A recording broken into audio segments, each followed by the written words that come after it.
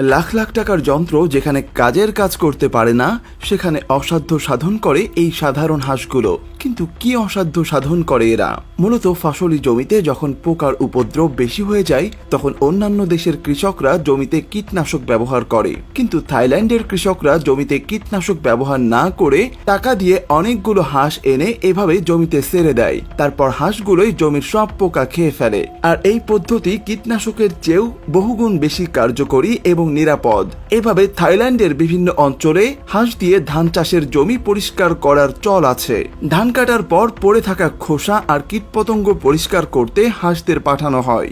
এভাবে হাঁসের মালিক ও কৃষক উভয়ই লাভবান হয়ে থাকেন। এই বিষয়ে হাঁস মালিকেরা বলেন, এর ফলে আমাদের সুবিধা হচ্ছে হাঁসকে খাওয়ানোর খরচ কমে যায়, আর কৃষকের সুবিধা হচ্ছে হাঁস অনেক কীটপতঙ্গ খেয়ে ফেলায় জমিতে খুব বেশি কীটনাশক ও রাসায়নিক উপকরণ ব্যবহার করতে হয় না। তাছাড়া এত হাঁস একসঙ্গে চলাফেরা করায় জমিতে হাল দেওয়াও সহজ হয়ে যায়। ধান চাষিরা বলেন, হাঁস শামুক ও জমিতে পড়ে থাকা ধানের খোসা খেয়ে সাহায্য করে।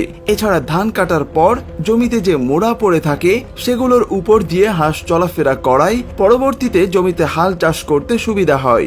শুধু থাইল্যান্ডেই নয়, কীটনাশকের বদলে জমিতে হাঁস ব্যবহার করছেন জাপানের কৃষকরাও, আর এতে দারুণ ফলও পাচ্ছেন তারা। থাইল্যান্ডের মতোই বিশেষ প্রজাতির সেই হাঁসগুলোকে ধান খেতে ছেড়ে দেন চাষিরা, আর হাঁসগুলো তখন জমির সব পোকামাকড় এবং আগাছা খেয়ে সাফ করে ফেলে। কিন্তু ধান গাছগুলোর কোনো ক্ষতি করে না।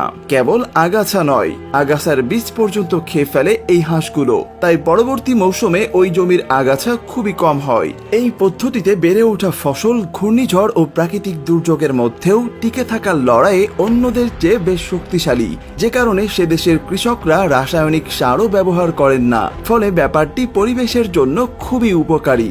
এই পদ্ধতিতে কেবল একটাই অসুবিধা, যখন হাঁসগুলো খুব মোটা হয়ে যায় তখন শরীরের ভারসাম্য রাখতে না পারায় ধান গাছগুলোকে মারিয়ে দেয়। তাই প্রতি বছর নতুন হাঁসের প্রয়োজন হয়। অবশ্য কেবল থাইল্যান্ড আর জাপানেই নয়, চীন, দক্ষিণ কোরিয়া, এমনকি ইরানেও হাঁস ব্যবহার করে জমি পরিষ্কারের এই পদ্ধতি চালু হয়েছে। তবে বর্তমান যুগে যেখানে মানুষ প্রতিনিয়ত প্রযুক্তির উৎকর্ষে জয় করছে, সেই ছোঁয়া কৃষিক্ষেত্রেও থেমে নেই। তাই আগামীতে নাকি কৃষি জমিতে এমন হাঁসের পরিবর্তে রোবট দেখা যেতে পারে। কারণ জাপানি গাড়ি নির্মাতা প্রতিষ্ঠান নিসানের কর্মরত এক ইঞ্জিনিয়ার নিজ উদ্যোগে এমন রোবট হাঁস তৈরি করছেন।